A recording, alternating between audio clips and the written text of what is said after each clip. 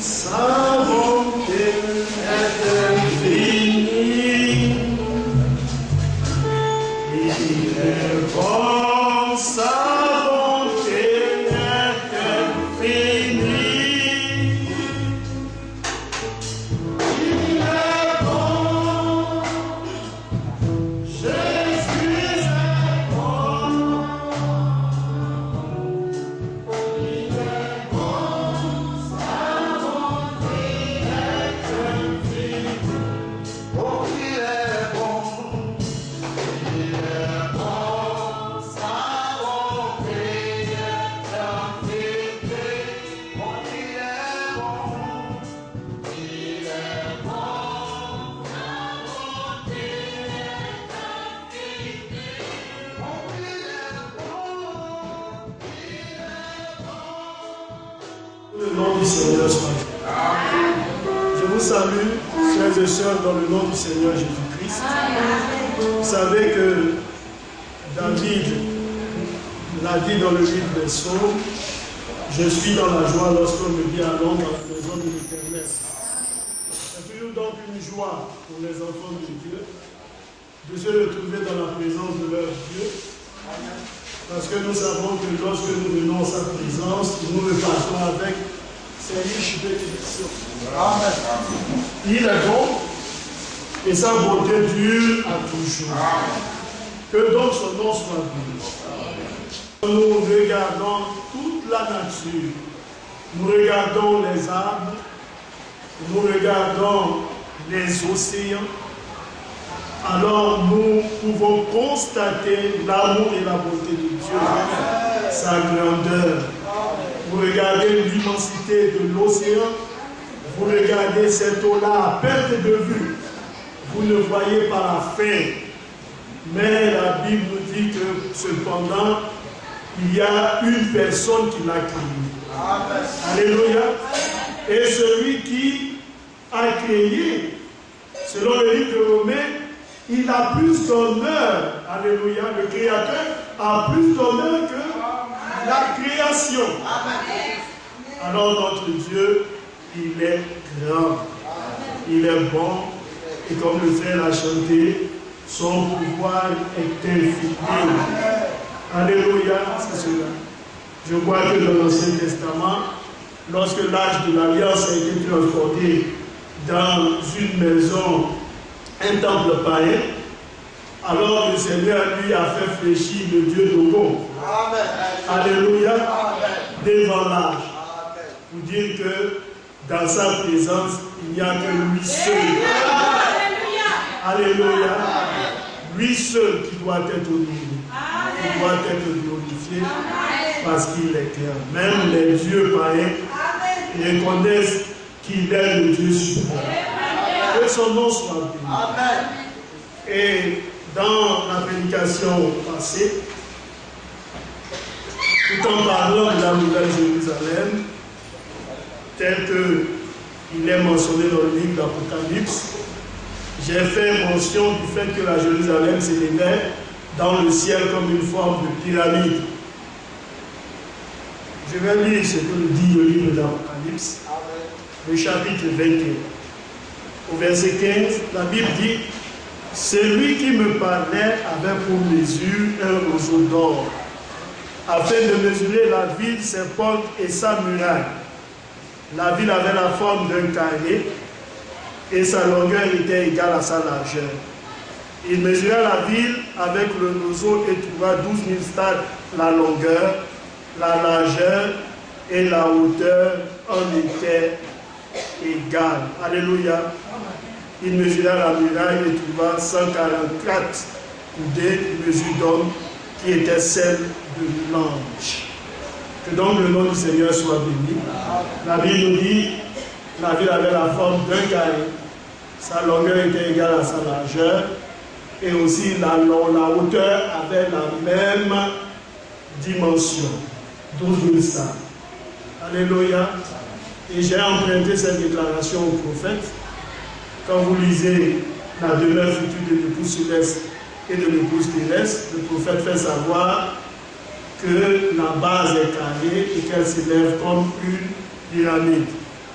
Alors avec les serviteurs de Dieu, nous avons dit qu'il est prudent de rester dans ce qui est mentionné dans le livre de l'Apocalypse, tout en ne rejetant pas ce que le prophète a dit, parce qu'il est le prophète du temps de la fin. Et alors, les serviteurs de Dieu auront tout le temps de pouvoir méditer sur ces choses-là et de pouvoir ressortir la pensée exacte. Que donc le nom du Seigneur soit béni. Et quand on cite tel que c'est dit dans le livre d'Apocalypse, alors on n'est pas dans l'erreur. Parce que la Bible a dit la longueur égale à la largeur, et alors la hauteur à la même dimension. Oui, sans faire trop de commentaires. Que donc le nom du Seigneur soit béni. Amen. Nous allons prendre nos Bibles dans le livre de Psaume, le chapitre 130.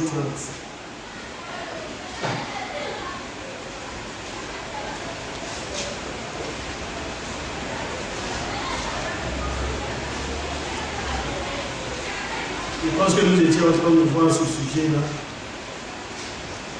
Psaume 130, à partir du verset 1er. Si le frère peut le dire, si vous entendez.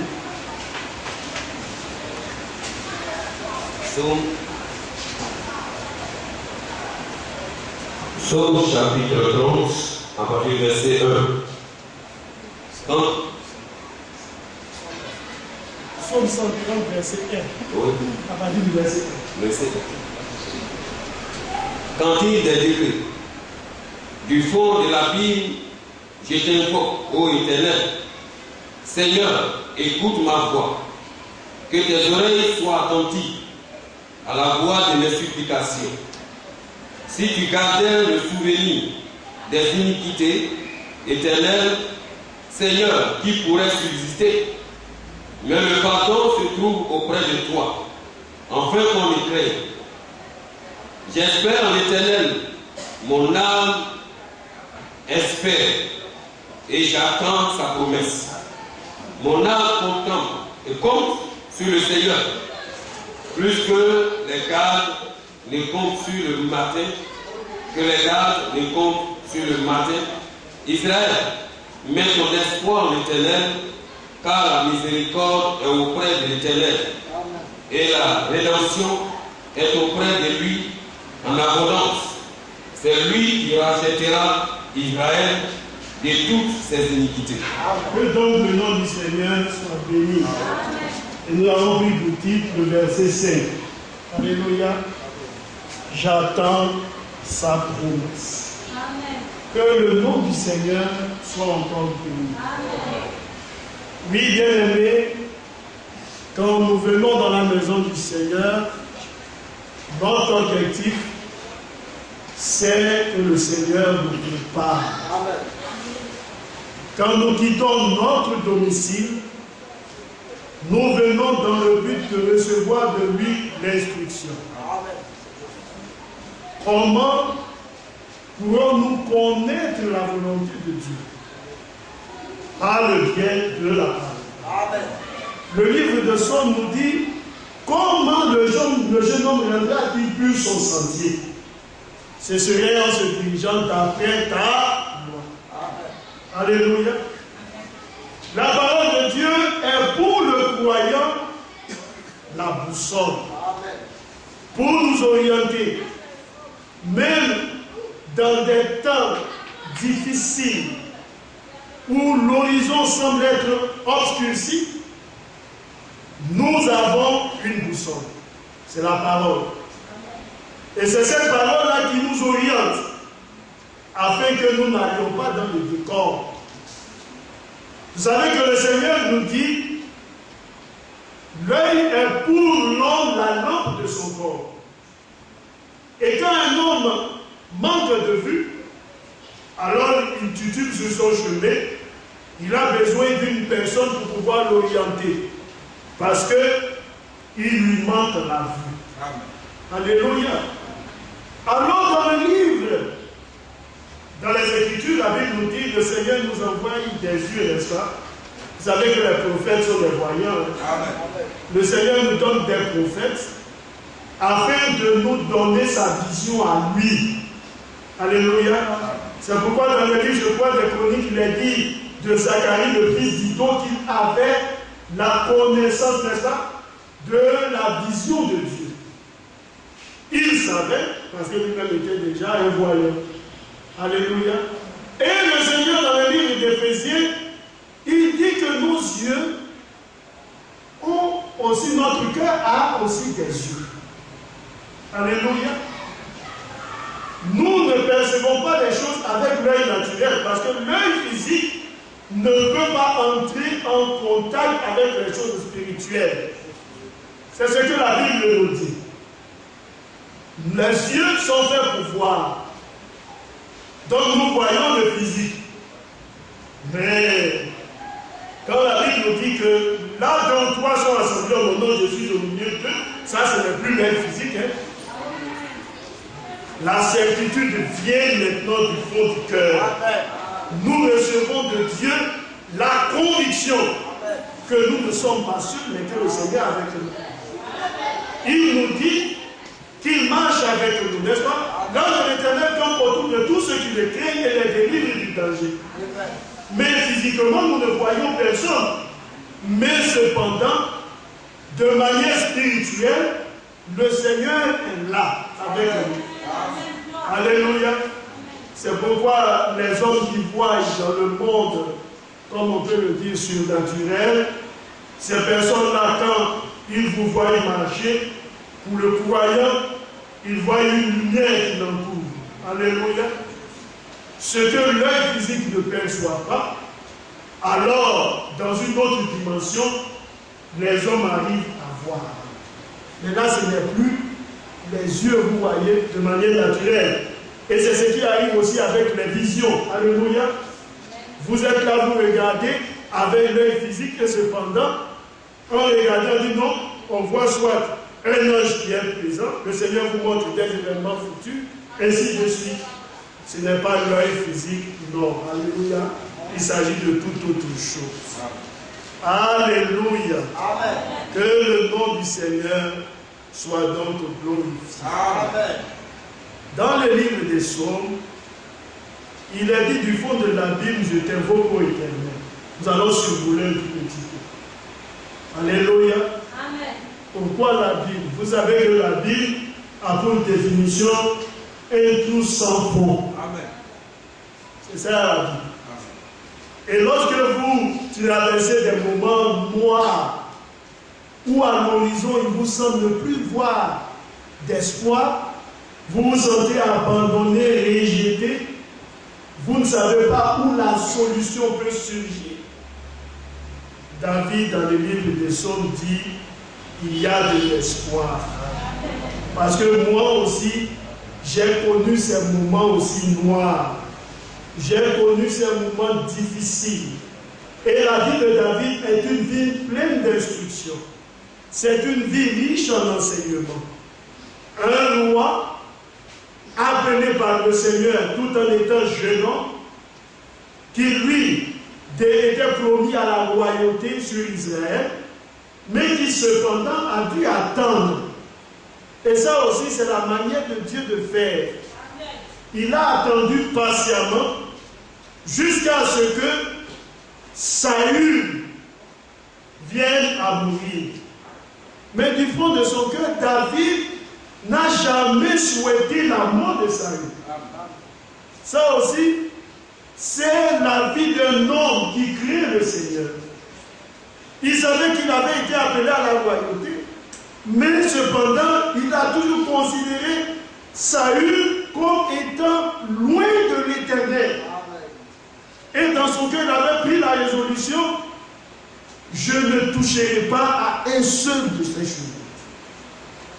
Il a eu l'opportunité de mettre fin à la vie de Saül, mais il ne l'a pas fait. Il a aimé Saül. Il s'est lié d'amitié avec Jonathan, le fils de Saül. Et Jonathan aussi était quelqu'un de merveilleux. C'était quelqu'un qui était appelé à la royauté, à succéder à son père. Mais il savait dans le fond de son cœur que le choix de Dieu était porté sur David. Et il a aimé David. Il a fait tout pour protéger la vie de David. Et David aimait Jonathan comme son frère. Alléluia. Oui, bien aimé. Et quand Saül est décédé, il a été tué au combat. Alors le Seigneur lui-même a pris David et l'a mis sur le trône. Mais la vie de David ne s'est pas arrêtée là. Parce que même le trône, il a fallu aller en conquérant pour arracher le trône. Parce que justement, le chef d'armée de Saül, je crois qu'il était Abner, aussi avait son plan à lui. Jusqu'à ce que, à la fin, Abner accepte de remettre toute l'autorité à David. Et que, par la suite, je crois, Joab tue Abner, parce qu'il y avait un contentieux entre eux. Alléluia. Vous savez, la politique, elle est une mauvaise chose. On a comme l'impression que la politique, là, nous la connaissons maintenant. Mais depuis les temps anciens, les hommes étaient de faits politiciens. Alléluia. C'était la politique. Les hommes faisaient la politique. Dans le royaume, c'était la politique. Alléluia. Oui, bien aimé, les hommes le faisaient dans le but de préserver leur intérêt. Et pour parvenir à leur fin, les hommes ont toutes sortes de stratèges. Alors David dit, du fond de la Bible, je t'invoque, ô Éternel. Ah oui, frère, quand c'est noir et difficile, il faut penser à Dieu. Il dit, Seigneur, écoute ma voix. Ça, c'est la supplication. N'est-ce pas? Il dit que tes oreilles soient attentives à la voix de mes supplications. Quand je crie vers toi, quand je fléchis les genoux, quand je te prie, parce que la prière, c'est la demande que nous faisons à Dieu. N'est-ce pas? Si vous écrivez une lettre alors que vous cherchez l'emploi et que vous vous exprimez à l'intérieur de manière ôtée, vous êtes sûr que vous n'aurez pas d'embauche. Mais quand vous écrivez à la fin, il y a toutes sortes, vous voyez de petites cérémonies qu'on met à la fin, veillez à agréer monsieur le directeur, ainsi de suite, vous voyez, vous faites de tout petit pour qu'on puisse vous appeler au travail. N'est-ce pas? C'est ce que aussi Dieu veut qu'on fasse avec eux. Il faut que nous nous fassions tout petits. Alléluia. Il faut que nous soyons tout petits. Alors ça baisse. Pour lui dire que nous ne sommes rien et que nous dépendons entièrement de lui. Du haut du ciel, il est content. Parce qu'il sait que son enfant reconnaît en lui le bon Père. Celui qui pourvoit à nos demandes, à nos besoins. Il dit à la voix de mes supplications, sois attentif. Si tu gardais le souvenir des iniquités éternelles, Seigneur, qui pourrait subsister? Alléluia. Et ça, c'est une réalité. C'est pourquoi à chaque fois, le sang de Jésus-Christ nous purifie, nous lave. Parce que nous tombons, vous voyez, nous marchons quelquefois et alors nous trébuchons tout au long du chemin. C'est pourquoi la Bible, quelque part, nous dit le juste tombe 7 fois et il se relève aussi. Alors, le chemin vers le ciel n'est pas un chemin qui est réellement facile, où on est là, on dit tout cool comme le verre, non. Il y a des difficultés qu'on rencontre sur le chemin vers le ciel. Alléluia. Amen. Mais il y a notre Seigneur qui est là pour être avec nous. Alors, David dit, si tu tenais compte de nos iniquités là, personne ne pourrait subsister devant toi. Alléluia. Amen. Oui, bien aimé. Et il continue pour dire, mais le pardon se trouve auprès de toi, afin qu'on te crée. Alléluia. Paul nous dit, est-ce que nous allons demeurer dans le péché pour que la grâce aborde? Il dit, loin de là. Car nous qui sommes morts au péché, comment vivrons-nous encore dans le péché? Mais là, la Bible nous dit, le pardon se trouve auprès de toi afin qu'on te crée. Dieu nous accorde son pardon, il nous réhabilite, pas pour que nous puissions aller retourner dans ce que nous avons fait, mais pour que nous puissions l'aimer. Amen. Pour que nous puissions appliquer notre cœur à l'obéissance de sa parole. C'est ça la clé de Dieu. La crainte de l'Éternel est le commencement de la sagesse. Quand quelqu'un veut être sage, Dieu dit, il faut qu'il puisse le craindre. Quand il commence à le craindre, alors il commence à acquérir quoi? La sagesse. Il devient sage. Alléluia. C'est pourquoi le raisonnement d'un homme régénéré, d'un homme transformé, est tout à fait opposé à celui d'un homme qui n'est pas régénéré. Parce qu'ils ont des pensées différentes, ils ont une vision différente, ils ont même des objectifs différents. Alléluia. Le livre de Corinthiens nous dit que l'homme animal charnel, il ne connaît pas les choses qui sont en relation avec les choses de l'esprit. N'est-ce pas? Paul nous dit que c'est spirituellement que l'on en parle. Nous employons un langage spirituel pour les choses spirituelles et l'homme charnel, animal, il ne comprend pas. Alléluia. Il ne peut pas saisir ces choses parce que cela va au-delà de sa compréhension. Alléluia. Le livre de Jean, le chapitre 1 nous dit qu'au commencement était la parole était auprès de Dieu et la parole a été faite chair, n'est-ce pas? Amen. Et la Bible nous dit que cette naissance-là, elle se fait non par la chair et le sang, mais par la volonté de Dieu. Amen. Jésus dit encore à Nicodème, ce qui est né de la chair est chair. Jean le chapitre 3, n'est-ce pas? Amen. Alors ne t'étonne pas de ce que je te dis, qu'il faut que tu lèves d'eau et d'esprit, sinon tu n'y entreras pas. Amen. Alléluia. Amen. Alors il dit, mais le pardon se trouve auprès de toi afin qu'on te crée. J'espère en l'Éternel. Alléluia. J'espère. Ça c'est ce que David nous dit dans les psaumes.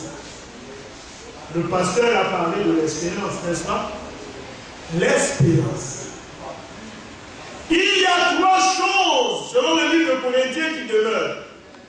C'est la foi, l'espérance et l'amour. Mais la plus grande de ces choses, nous dit l'apôtre Paul, c'est l'amour. Qu'est-ce que l'espérance? L'espérance n'est rien d'autre qu'une attente confiance. Amen. Ah oui, frère, espérer en Dieu, ce n'est pas un simple mot. Non, frère, cela va au-delà du simple langage. Mais c'est dans la pratique qu'elle est constatée. Comment un homme peut-il dire qu'il espère en Dieu lorsque lui-même a une attitude qui est tout à fait opposée à la parole de Dieu? Il espère comment? Alléluia. Bien-aimé, l'apôtre Paul nous dit, ça ce n'est pas vrai. Parce que l'espérance selon les Écritures, comme nous l'avons, Paul dit cette espérance-là ne trompe pas. Amen. Alléluia. C'est pourquoi quelque part dans les Épîtres, il a dit que Dieu nous a donné une bonne espérance. Cette espérance-là, elle ne trompe pas. On va lire quelque chose dans le livre de Romains, le chapitre 8. À partir du verset 8.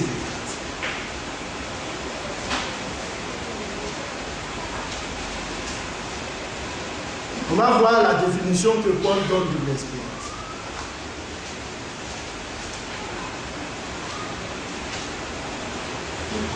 Amen. Oui, frère. Romains 8, le verset 24. Romains chapitre 8, à partir du verset 24. Car c'est en espérant que nous sommes sauvés. Amen. Or, l'espérance qu'on voit n'est plus espérance. Ce qu'on voit, peut-on l'espérer encore? Amen. Amen. Alors Paul nous dit, car c'est en espérance que nous sommes sauvés. Alléluia. Ah oui, frère, le salut que Dieu nous donne, Paul dit c'est en espérance. que nous sommes sauvés. Amen. Et il continue pour dire, oh, l'espérance qu'on voit n'est plus espérance. Est-ce qu'on peut espérer en quelque chose qu'on voit? Non. Parce que vous l'avez déjà. Alléluia. Mais il continue pour dire, ce qu'on voit peut-on l'espérer encore? Mais si nous espérons ce que nous ne voyons pas, nous l'attendons avec persévérance. Amen. Alléluia. Quand nous espérons ce que nous ne voyons pas, Paul nous dit que nous l'attendons avec persévérance, avec une conviction ferme. Amen. Alléluia. Amen. Voilà le pourquoi nous sommes dans la maison de Dieu. C'est parce que nous espérons dans une cité dont Dieu est lui l'architecte et le constructeur. Amen. Alléluia. Amen. Parce que nous ne l'avons pas vu, alors nous l'attendons avec persévérance. Amen. Nous espérons dans les promesses de notre Dieu. Peu importe les difficultés que nous rencontrons tout au long du chemin, les obstacles qui sont dressés par l'ennemi, nous trouvons cependant la force de continuer la marche. Pourquoi? Parce que nous espérons dans le Seigneur. Amen. Il faut espérer en Dieu. Alléluia. Un homme sans espérance, alors il y a quelque chose qui ne va pas. Il faut espérer. C'est pourquoi vous voyez dans la vie même naturelle, un homme, quand il dit qu'il cherche un emploi, il a fait les études, il a fini, il a tous les diplômes nécessaires, mais le travail là ne vient pas à sa porte. Il se lève et il commence à chercher le travail. Il postule pour tel et tel emploi. Il passe des concours ici et là. Alléluia. Pourquoi? Parce qu'il veut travailler. Il espère un lendemain meilleur pour lui. Alléluia. Mais remarquez, si cet homme avait ce là, il sait au découragement, alors vous allez le voir bientôt avec une arme à la main, en train d'agresser les hommes. Mais c'est l'espérance qui lui donne la force de pouvoir continuer toujours le combat. Et les hommes disent, la vie est un combat. Alléluia. L'espérance. Dieu aussi dit, dans notre marche vers le ciel, l'espérance est nécessaire. Parce qu'avec l'espérance dans le cœur, nous attendons la promesse avec patience. Et nous persévérons. Remarquez que Paul parle de persévérance. Mais comme je l'ai dit, on persévère quand quelque chose est difficile. Si tout est bien, il n'y a aucun obstacle, aucune difficulté. Vous tendez la main, la chose tombe dans la paume de votre main, vous allez persévérer. Pourquoi? Ce que vous souhaitez, vous l'avez. Mais quand vous persévérez, alors vous êtes conscient qu'il y a des difficultés devant vous. Il y a des obstacles devant vous.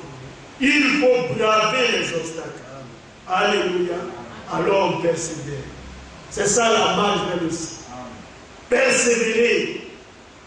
Alléluia. Job a dit persévérer. Si Job s'était couché là, et puis il avait dit, oh, pour moi-même c'est terminé, ainsi de suite, il n'aurait pas eu ce qu'il a eu à la fin. Il a dû persévérer.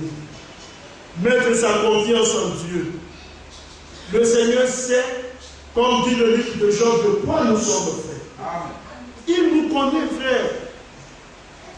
Quand les difficultés viennent, quelquefois nous déraillons. Le Seigneur, il le voit. Mais quand nous sommes de lui, nous revenons aussitôt. C'est ça la réalité. Quelquefois, nous déraillons. La Bible dit d'Abraham, le père de la foi, qu'il a cru en Dieu, que cela lui fut imputé à justice. Mais nous l'avons dit conformément au livre de la Genèse. Il a cru en Dieu, oui.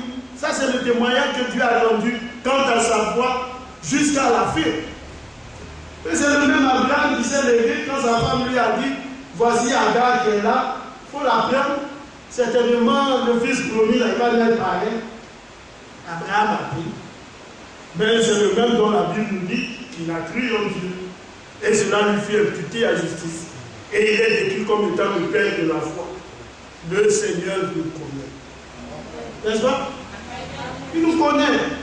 Amen. Regardez même le grand apôtre, l'apôtre Pierre, dans le service, confronté à des difficultés, ne sachant pas que faire, parce qu'il avait la pression des Juifs. Alors qu'est-ce qu'il a fait? Quand il voit les frères, vous voyez, des nations, il commence à se méfier. Paul a regardé, Paul dit non, non, non. Ta conduite, Pierre, n'est pas juste. Mais c'était quelqu'un rempli de l'esprit. Alléluia. Et c'est lui que le Seigneur a dit, je te donne les clés du royaume. C'est à cet apôtre-là.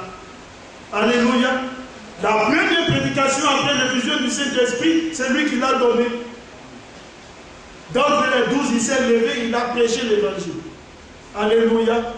Un message puissant et divin qui a mené à la conversion des milliers de personnes. Alléluia. Oui, bien-aimé.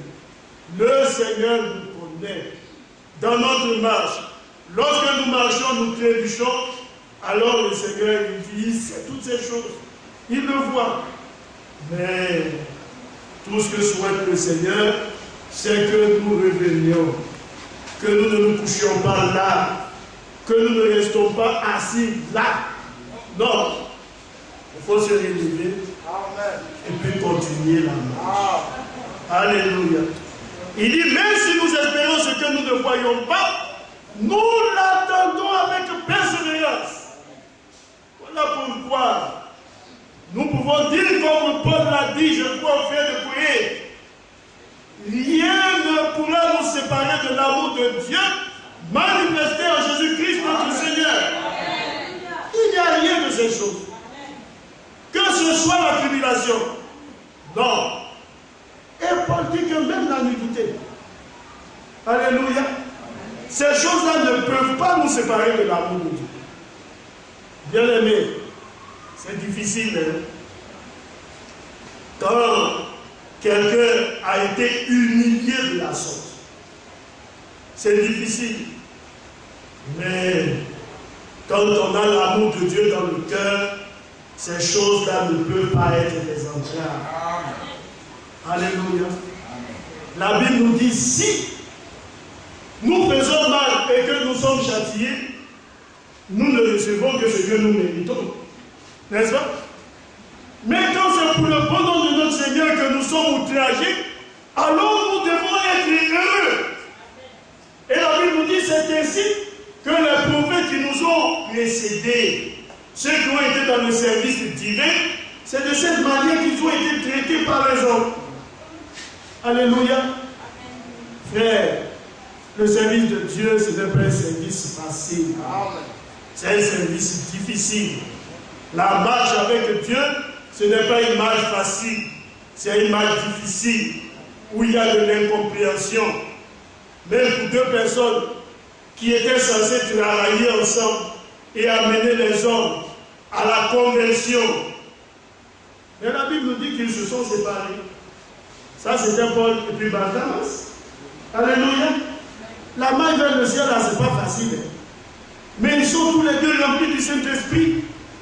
Frère, quand vous lisez le livre d'Actes des Apôtres, je crois que c'est Barnabas qui allait prendre Paul et qui l'a amené à Antioche. C'est Barnabas, alléluia. Quand ils étaient en train de persévérer dans la prière, le Saint-Esprit a dit les deux sont liés pour le service. Alléluia.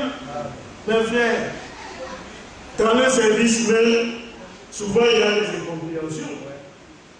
Barnabas s'est séparé d'avec Paul et chacun a pris un chemin différent. Alléluia. À cause de qui? Des serviteurs de Dieu, dans la personne de Jean-Marc, qui lui était, je crois, parent à Barnabas. Pourquoi? Parce que Paul avait estimé que Jean-Marc n'était pas prêt pour le voyage missionnaire. C'était la réalité. Mais ce que Paul disait était vérifié. Quand Jean-Marc a vu les chicotes, quand il a vu les outrages, quand il a vu les difficultés, la Bible rend le témoignage dans le livre d'Actes des Apôtres. Jean-Marc a repoussé le chemin. Et Paul et Barnabas sont restés seuls. Quand il était question de reprendre le second voyage missionnaire, Paul a dit, Barnabas ne peut pas, Jean-Marc ne peut pas nous suivre. Barnabas a dit, il va nous suivre. Comme ce n'était pas possible qu'il soit là et ne soit pas là, il fallait donc qu'il y ait un choix. Celui qui avait voulu de Jean-Marc est parti avec lui, et Paul qui n'avait pas voulu de lui est allé avec un autre. Amen. Alléluia. Amen. Oui, bien aimé. Là où le service avec le Seigneur est un service quelquefois compliqué. Et nous le voyons avec Moïse. Frère, quelquefois les problèmes viennent même du fait des frères. Parce que souvent quand on regarde, on pense que c'est des païens. Non. Quelquefois les chagrins, là, ça vient des frères à l'intérieur. Alléluia. Ceux qui ont essayé de créer les problèmes à Moïse, ce n'étaient pas les hommes des nations. C'était les Israélites. Ils étaient descendants de Jacob. Ils appartenaient à des tribus. C'est eux qui lui ont créé le problème. Alléluia. Bien aimé. Mais Dieu, quand il nous appelle et qu'il nous donne une œuvre, il vous donne des capacités pour supporter. Amen. C'est pourquoi il a dit de Moïse, il était l'homme le plus patient. Alléluia. Moïse était un homme patient. Parce qu'il fallait que Dieu lui donne la patience pour supporter les hommes. Sinon, frère, sans patience, vous allez être en colère à tout le monde. Alléluia. N'est-ce pas? C'est pourquoi, bien aimé, je l'ai dit une fois, prêcher bien la parole ne veut pas dire que celui qui prêche bien peut être un pasteur. Amen. Non, frère. Vous trouverez des hommes qui prêchent bien, mais dont la conduite des hommes ne leur est pas donnée. Oui. On dira, mes frères, c'est pas possible. Ils prêchent bien. Oui, ils prêchent bien.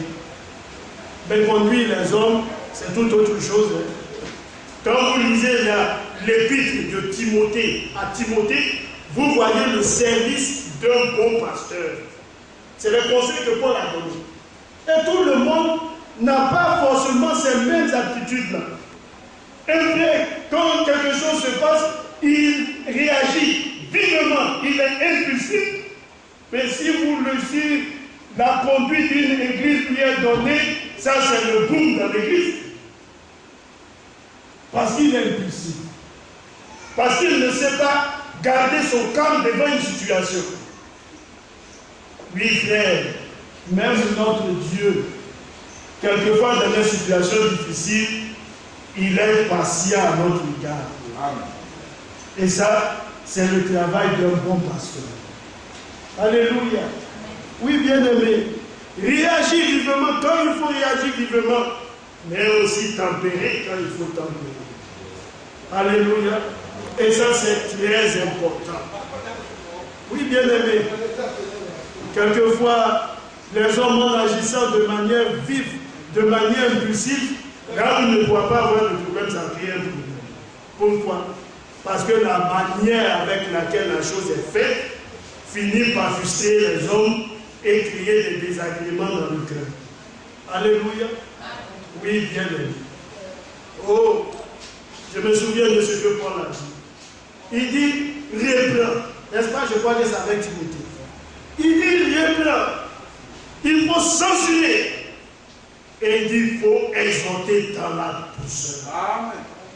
Ah, ça c'est un bon cocktail. Il faut reprendre. Il dit, il faut censurer. Mais il dit, exhorte aussi dans la douceur. Pourquoi? Pour amener l'homme. Amen. Il faut ça faire. Mais si vous trouvez quelqu'un qui reprend, qui censure et qui n'exhorte pas avec la douceur, celui-même qui a fait mal là, il va s'en aller tout abattu et découragé. Mais à la fin, il faut l'exhorter avec douceur. On lui dit, bien-aimé, il y a toujours de l'espoir. Alléluia. Oui, frère, c'est important. On va lire encore Romains, le chapitre 5. Toujours pour parler de l'espérance.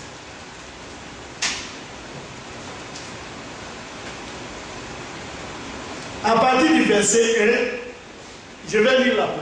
Il est dit, étant donc justifiés par la foi, nous avons la paix avec Dieu par notre Seigneur Jésus-Christ. Quand Dieu nous justifie, il nous donne sa paix à lui. Amen. Alléluia. Ça, c'est la paix du cœur. C'est cette paix-là dont il a dit dans les évangiles. Je vous laisse ma paix, je vous la donne, pas comme le monde la donne. Amen. Remarquez la paix que le monde donne. C'est une paix. Vous voyez, je peux dire une paix civile. Alléluia. Amen. On vous donne la paix quand on veut vous donner la paix, la tranquillité. Vous êtes tranquille pour un moment. Alléluia. Oui, frère, avec tous les petits organes que les hommes ont créés de gauche à droite, les Nations Unies, n'est-ce pas, l'OTAN, ainsi de suite, alors c'est ils vous donnent la paix. Quand ils veulent vous donner la paix. Alléluia. Mais le jour où on a décidé par un jugement que vous êtes des hommes indésirables, vous allez partir. Amen. Alléluia. Alors la Bible nous dit, quand Dieu il nous justifie, il nous communique sa paix. Amen. Ça, c'est la paix qui vient à l'intérieur de notre cœur. Amen. Alléluia. Le monde est en conflit, mais vous, vous êtes en paix. Amen. Alléluia. Amen. Vous avez la paix avec votre Dieu. Alors il dit, cela est possible par notre Seigneur Jésus-Christ. Ah oui, frère, ça c'est le chemin incontournable. C'est comme une maison. Il y a la chambre, quand vous entrez, vous tombez au salon, et puis du salon, vous avez les chambres. Si vous voulez aller dans la chambre, il faut aller au salon. N'est-ce pas? Quand le petit enfant a tourné de gauche à droite, et qu'il sait qu'il doit recevoir une correction par son père, qui est assis au salon, alors il sait qu'il ne peut pas échapper. Parce que pour entrer, il faut passer là. La Bible nous dit que cette paix-là, elle est possible par notre Seigneur Jésus-Christ. Amen. En dehors de lui, il n'y a pas de paix. C'est pourquoi nous disons, conformément à la parole de Dieu, qu'il n'y aura que le Seigneur Jésus-Christ qui viendra pour établir la paix lors du millénium. Amen. En dehors de ça, il ne peut pas avoir de paix. Amen. Le monde sera troublé. Frère, le monde sera troublé. Les nations qui nous parlent de paix, mais on sait que ces nations-là, ce sont de grands producteurs d'armes. C'est eux qui produisent les armes. Des hommes qui vendent les armes pour que les gens ne puissent faire la guerre et s'entretuer. Mais quand quelqu'un produit des armes, il faut bien qu'il y ait des acheteurs pour que les armes-là puissent marcher quand même. Alléluia. C'est pourquoi notre Seigneur nous dit qu'il y aura la guerre d'Armageddon, et puis lui-même il va venir maintenant pour dire c'en est assez. Satan, tu as trop troublé la terre. Tu as eu 6000 ans pour jouer avec les hommes. Amen. Moi, je vais donner une paix aux hommes pour qu'ils sachent qu'après ça, il y a encore quelque chose de fabuleux qui s'appelle l'éternité. Alors le Seigneur va dire, je vous donne l'avant-goût. Ça, c'est le millénium. Satan est lié, et puis il n'y a plus vous voyez, de mauvaises pensées, il n'y a plus de position antagoniste. C'est terminé. C'est pas merveilleux ça. Alléluia. Alors la Bible nous dit, à qui nous devons d'avoir eu par la foi accès à la grâce. Donc pour avoir accès à la grâce, il faut la foi. Amen. Si vous n'avez pas la foi, vous ne pouvez pas avoir accès à la grâce. Alléluia. Oui, bien aimé, la foi, elle nous donne accès à la grâce. Parce que nous croyons de tout notre cœur que Jésus, vous savez, quand on vient et puis on dit à quelqu'un, est-ce que tu crois que le Seigneur est mort pour toi? Ainsi de suite. Quelquefois, on pense que c'est facile de dire oui. C'est pas facile, frère. C'est pas facile. Parce que si vous n'avez pas la conviction dans votre cœur, vous n'allez pas accepter. C'est pourquoi les hommes, quand ils lisent les récits bibliques, ils disent, ça ce sont des histoires. On dit, Dieu a créé le ciel et la terre, elle était une femme, une ville, l'Esprit de Dieu a dit ceci. Mais un jour, j'écoutais quelqu'un à la radio, il dit, ça ce sont des histoires. Et quand les hommes disent, et quelquefois vous entendez les hommes parler, quand l'homme qui est régénéré parle, vous avez l'impression qu'il a raison sur le Seigneur. Mais notre Seigneur a toujours le dernier mot. Alléluia. Quand vous regardez l'homme qui a passé tout son temps à contredire le Seigneur en face de la mort, c'est en ce moment-là qu'il se rend compte qu'il a dit beaucoup de bêtises. Alléluia. Oui, bien aimé. Parce qu'en ce moment-là, il se rend compte que le monde n'est pas venu d'une explosion, mais qu'il y a eu un créateur.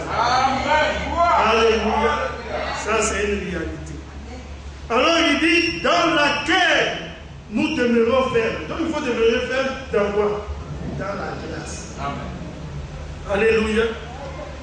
Et il continue pour dire, et nous nous glorifions dans l'espérance de la gloire de Dieu. Dans cette espérance-là, nous nous glorifions. C'est merveilleux. Alléluia. Le croyant qui marche, oh, gloire soit rendue à Dieu. Parce que le ciel est pour moi. Parce que bientôt je partirai dans les airs. À la rencontre de mon Seigneur. Alléluia. C'est pas merveilleux. On dit tu n'es rien sur la terre. Dieu dit tu es mon présent. Ça c'est pas merveilleux. Quand nous sommes héritiers d'un grand, nous portons le nom d'un grand de ce monde. Quand nous passons à gauche, à droite, et quand on dit ah c'est le fils de temps. Hein. C'est le fils de temps. Hein. Et puis quand il passe, il est content. Parce que tout simplement, on reconnaît en lui le fils d'un grand. Dieu dit, toi tu es mon fils. Lui, ce qu'il va te donner, ça se résume en biens matériels et financiers. Et tu peux le perdre à tout moment. N'est-ce pas? Les impôts peuvent venir faire des comptes. Papa n'a pas payé les impôts pendant longtemps, on saisit les biens et on les vend, tu te retrouves au pauvre. N'est-ce pas? Il y a des grands de ce monde qui sont riches, mais ils sont très endettés. Alléluia. Mais le Seigneur nous dit ce qu'il nous réserve là, c'est assuré. Ça, c'est pas merveilleux. Alléluia. Oui, frère. Il dit bien plus, nous nous glorifions même des afflictions. Ah, il faut se glorifier des afflictions. Donc, quand on est affligé, là, Paul dit, nous nous glorifions de ces afflictions. Alléluia. Donc, quand un frère vient aussi et puis nous titille souvent, ça contribue aussi à notre vie. On ne dit pas que les frères doivent le faire, les frères doivent éviter de le faire. Mais vous savez, dans la main vers le ciel, ces choses-là arrivent. Les incompréhensions, les blessures. C'est pourquoi dans le livre de Matthieu, la Bible nous dit, si ton frère a péché contre toi, n'est-ce pas? Va et reprendre cela. Il dit, bien plus nous nous glorifions même des afflictions, sachant que l'affliction produit la persévérance. Donc un frère qui estime qu'il a tellement été blessé, il a tellement été incompris, ce qui fait que lui maintenant, il se met en retrait, il a abandonné le Seigneur. Ça, ce sont des arguments. Alléluia. Ce sont des prétextes. Ça ne tient pas devant le Seigneur. Alléluia. Dieu dit, quand tu as affligé là, l'affliction te donne la persévérance. La persévérance te donne la victoire. C'est en persévérant que nous acquérons la victoire. N'est-ce pas? Et cette victoire te donne l'espérance. Au verset 5, il dit, oh, l'espérance ne trompe pas. Oui. Alléluia. Ah frère, quand on a suivi ce cheminement, l'espérance que vous avez là, elle ne peut pas vous tromper. Pourquoi? Il dit parce que l'amour de Dieu est répandu dans vos cœurs. N'est-ce pas? Dieu n'a pas fait comme le prophète dit. Il dit, ne nous donne pas une petite cuillerée. N'est-ce pas? Ce que Dieu nous donne, il ne nous donne pas en petite quantité. C'est pourquoi la Bible nous dit il a répandu dans nos cœurs par le Saint-Esprit. Il nous donne cela en abondance pour que nous ne puissions pas manquer de choses. Alléluia. Jésus dit à la femme, si tu savais celui qui te parlait, toi-même tu lui aurais demandé de l'eau. C'est pas ça? Et quand elle va puiser l'eau là, est-ce qu'elle va revenir encore? Non. Il dit cette eau-là sera toujours là et elle va couler en abondance. Alléluia. Amen. Que le nom du Seigneur Jésus. Amen.